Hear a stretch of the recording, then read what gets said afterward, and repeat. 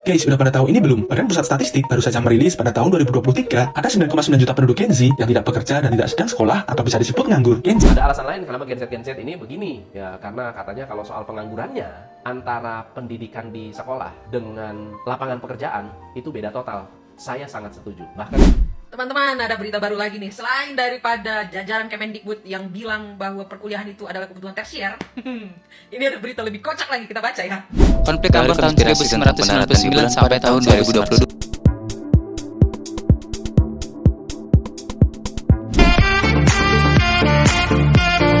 Assalamualaikum warahmatullahi wabarakatuh. Balik lagi di channel saya Saban Official. Oke teman-teman, di video kali ini saya mau mengulas soal banyaknya pengangguran Genji ini di Indonesia. Bahkan di tahun 2024 ini merabak. Setelah lulus sekolah, banyak yang nganggur dan tidak memiliki lapangan pekerjaan, dan juga mereka lebih baik memilih rebahan atau santai diam di rumah gitu. Nah, kenapa seperti itu? Nah, gitu. Jadi banyak anak-anak Indonesia yang bersekolah tetapi pas keluarnya itu susah mencari kerja alias sempit lowongan pekerjaan. Nah, karena faktor apa? Karena faktor sistem pendidikan di Indonesia jelas-jelas beda gitu. Apa yang dilakukan di lapangan dan juga apa yang dipelajari di sekolah itu udah jelas beda ya. Nah, kedepannya seharusnya sih menurut asumsi gue sih lebih baik diterapin yang namanya keterampilan atau bakat minat anak sekolah. Contoh nih, misalkan anak sekolah ini minatnya apa, bakatnya apa, di situ dikembangkan, dan ketika keluar dari sekolah itu mereka akan menekuni, menggeluti sesuai bidangnya masing-masing ya. Mohon maaf ya, kebanyakan begini ya. Sekolahnya jurusan misalkan akuntansi, tapi keluar itu dia itu tidak bisa untuk bekerja di lapangan apa yang diajarkan di sekolah. Nah, karena sistem pendidikan di Indonesia, nah saya juga alami waktu sekolah, kebanyakannya materinya itu teori ketimbang praktek. Praktek mungkin ada seminggu sekali gitu ya, itu pelajaran prakteknya, dan kesananya itu hanya teori-teori gitu. Nah, ketika keluar mereka bingung. Dan juga sistem perusahaan-perusahaan di Indonesia juga sih harus dirubah menurut saya aturannya gitu. Nah, yang dibutuhin perusahaan itu ya misalkan umurnya minimal 25, harus punya skill, harus punya pengalaman sekian tahun. Nah, sedangkan mereka yang baru lulus sekolah SMA atau SMK belum punya pengalaman. Nah, disitulah mereka akan terbentur dan sempit, tidak punya pengalaman kerja. Di mana punya pengalaman kerja mereka baru saja lulus. Nah, dan selain itu ada usia-usia lulusan beberapa tahun sebelumnya gitu. Ada yang nganggur 5 tahun, 6 tahun. Terus usianya udah melewati 25, 26 misalnya. Dan di perusahaan itu yang dibutuhin 25, tetapi kan si sumber daya manusianya itu dia punya skill, tapi umurnya tidak masuk kategori yang dibutuhkan perusahaan. Nah, jadi disitulah banyak nganggur. Yang dibutuhkan itu yang lulusan sekolah baru fresh, tetapi di situ ada kategori pengalaman, susah. Yang sudah pengalaman tetapi umurnya terbentur karena ketuaan. Nah, jadi maunya gimana gitu. Nah, di situ otomatis banyak pasti pengangguran di Indonesia karena tidak dibutuhkan, tidak sesuai apa yang dibutuhkan oleh perusahaan-perusahaan tersebut. Nah, tetapi coba kalau di Indonesia diajarkan wirausaha atau bakat minat gitu, ketika lulus itu tidak untuk susah-susah mencari kerja gitu. Nah, banyaknya kita lulusan sekolah tapi lapangan kerjanya susah gitu. Nah, dan juga saya bukan nyalain kurikulum atau pendidikan ya. Memang sekolah itu sepertinya didoktrin untuk menjadi buruh gitu. Nah, ketika lulus sekolah itu ya jadi buruh, kerja. Tetapi bukan ibaratnya lulus sekolah itu dia bisa menciptakan sesuatu, bisa menciptakan lapangan kerja. Contohnya dia bisa menciptakan, bikin robot lah ibaratnya, kan bikin dari ilmuwan-ilmuwan dari fisika lah apalah gitu ya. Tidak, mereka itu justru kalau sekolah itu bercita-cita nanti keluar gua kerja di pabrik ini. Nah, kayak gitu. Itu berarti tuh SDM sumber manusianya itu rendah. di Indonesia ya. Dan juga mindset-nya itu, pola pikirnya itu udah lain. Jadi bukan untuk terdepan, untuk sebetulnya lebih maju, tetapi lebih mundur. Kenapa? Kita cita-citanya itu pengen ya bekerja gitu, bukan menciptakan sesuatu atau jadi pengusaha. Nah, jadi ada yang berasumsi kayak begini, kalau jadi pekerja semua bang, nggak ada yang ngasih kerjaan, nguliin gitu. Udah jadi bos semua, siapa yang mau kerja? Nah, bukan masalah gitu, itu SDM rendah kalau berpikir kayak gitu ya. Kita berpikirnya seperti orang-orang luar negeri, orang-orang di luaran sana, ya kan? Sekolahnya juga udah difasilitasi, dikasih jaminan, bahkan guru-gurunya juga sejahtera. Kalau di Indonesia bagaimana Indonesianya mau pintar mau cerdas, orang gurunya aja belum sejahtera, otomatis ngajarnya juga asal-asalan. Ya males lah, kebanyakan honor, gua gajinya berapa sih, paling 500-600 ribu. Ya udah, yang penting gua masuk absen, yang penting gua ngajar, kewajiban kerja gua aja gitu.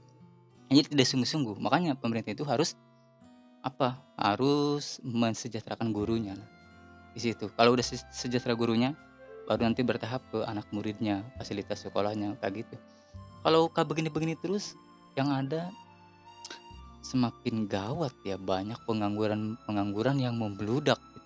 Otomatis ya banyak pengangguran, banyak celah-celah untuk melakukan hal yang tidak diinginkan ya, banyak rampok lah, banyak return, maling gitu ya. Banyak yang kayak gitulah. Nah, jadi seharusnya itu diprioritaskan ketika sudah lulus gitu. Nah, jadi ada kolaborasi antara anak sekolah sama perusahaan kayak gitu. Nah, itu lebih bagus seperti itu, dan juga kembangkan lagi bakat minatnya gitu ya. Jangan ya seperti didoktrin untuk buruh gitu, untuk ketika lulus sekolah bingung gua mau kerja di mana, pas mau ngelamar yang dibutuhkan perusahaan itu tidak sesuai apa yang skill-skill yang mereka di sekolah gitu. Nah, bahkan mereka lulusan kuliah juga banyak yang juga yang nganggur karena ya itu tadi, lapangan sudah penuh, yang dibutuhin ya dari perusahaan itu tidak sesuai apa yang dibutuhkan oleh perusahaan gitu, skillnya tidak mampu seperti itu. Jadilah akhir-akhirnya banyak nganggur. Nah,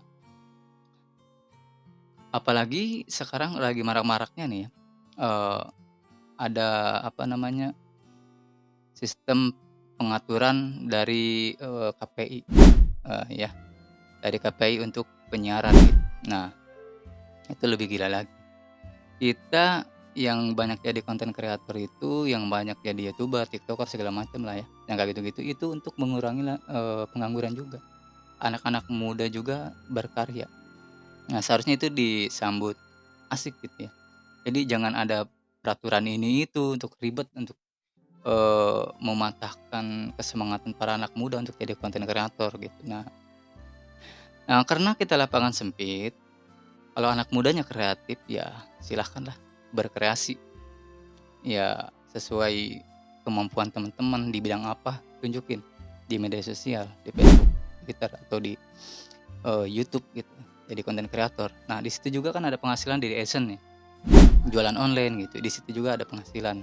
Nah, jadi rebahan itu jadi produktif dirubah menjadi penghasilan. Bisa. Nah, seperti itu. Tetapi memang saingnya juga ketat banget, dan juga tidak semudah itu juga ya. Beda, namanya juga dunia online, beda kerja di dunia nyata gitu. Nah, kalau di dunia nyata kan udah jelas-jelas kita kerja sebulan langsung digaji, tapi kalau untuk jadi konten kreator itu belum tentu kita mendapatkan gaji, karena harus mendapatkan AdSense dulu, persyaratan dulu. Jadi sebelum untuk menghasilkan uang itu kan dari mana mereka makan atau untuk kebutuhan anak-anak muda sehari-hari itu gitu. Nah, seperti itu. Oke teman-teman ya, semoga ke depannya warga Indonesia semakin berkurang pengangguran, dan juga fasilitas kerjanya juga ditingkatin, dikasih wadah.